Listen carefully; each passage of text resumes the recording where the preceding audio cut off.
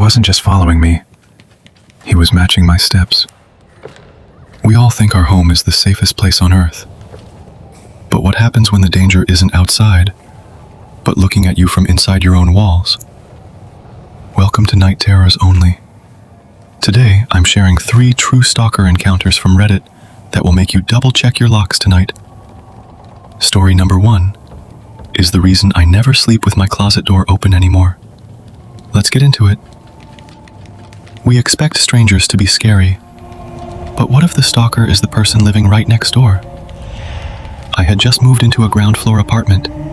It was perfect, cheap, and close to work. The only other tenant on my floor was a quiet guy named Greg. He seemed nice at first, always offering to help with groceries. But then, the gifts started appearing. At first, it was flowers left on my doormat. No note. I assumed it was a secret admirer. Then, it got weird.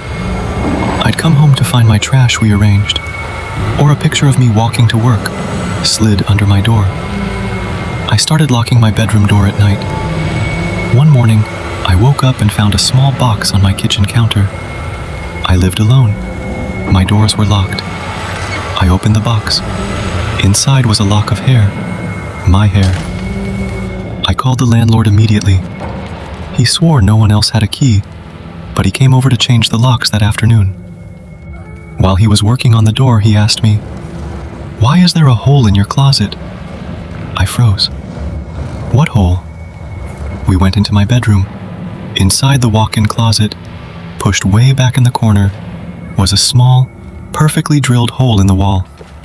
It looked directly into my room. We went to the other side of the wall. It was Greg's apartment. The police found him. He had a collection of photos, hundreds of them, taken from that hole while I slept. He had been watching me every single night for 3 months. I moved out the next day. I never sleep with the closet door open anymore. Before we move to the next story, if that just made your skin crawl, hit that like button. It helps more people find these warnings. Now, let's step outside. This next story proves that sometimes a simple bus ride can turn into a fight for your life. Our next story comes from a user who thought taking the late bus was just an inconvenience, until it became a nightmare. It was 11 p.m. on a Tuesday. I was coming back from my shift at the library. The streets were empty, except for one man standing under the flickering street lamp at the bus stop. He was wearing a long coat, way too heavy for the weather. I tried to ignore him, pulling my phone out, but I could feel it. You know that feeling when eyes are burning into the back of your neck? I slowly looked up. He wasn't looking at his phone. He wasn't looking at the street. He was staring directly at me, unblinking. His eyes were wide, almost manic. The bus finally arrived. I got on, relieved. As the doors hissed shut, I looked out the window. The man didn't get on. He just stood there, watching the bus pull away. I thought I was safe. 3 stops later, I got off. My apartment was just a 2-minute walk away. The street was silent, but then I heard it. Heavy footsteps behind me. Slap, slap, against the pavement. I didn't want to look, but I had to. It was him, the man from the bus stop. He was sprinting, not running, sprinting. I panicked. I dropped my bag and ran. I could hear his breathing now, ragged and wet. I fumbled for my keys as I reached my building's door. My hands were shaking so bad I dropped them. I could hear him getting closer. 10 feet, 5 feet. I grabbed the key, jammed it in, and threw myself inside, slamming the heavy door shut just as a body collided with it from the other side. Boom! The glass rattled. I fell back onto the floor, gasping for air. Through the frosted glass of the door, I saw his silhouette. He stood there for a full minute, just breathing. Then, he placed a hand on the glass, right where my face was on the other side. I never saw his face clearly, but sometimes, when I walk past that bus stop, I can still feel eyes burning into the back of my neck. This final story is terrifying because it could happen to anyone with a social media account. I didn't think posting my jogging route on Instagram was a big deal. I wanted to show off my progress.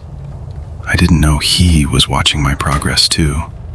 I run the same trail every morning at 6 a.m. It goes through a wooded park. For a week, I noticed a gray sedan parked at the trail entrance. I didn't think much of it until Thursday. On Thursday, the car wasn't at the entrance. It was parked halfway down the trail, blocking the path. The engine was off. The windows were tinted dark. I slowed down, taking my headphones out. As I tried to squeeze past the car on the grass, the driver's side window rolled down. A man in sunglasses smiled at me. "You're running late today, Sarah," he said. "Usually you're here by 6:05. My blood ran cold. I had never met this man. I didn't have my name on my running gear. "How do you know my name?" I whispered. He held up his phone. On the screen was my Instagram profile. "You have a very predictable life," he laughed. Then he opened the car door. I didn't wait. I bolted into the woods, off the trail.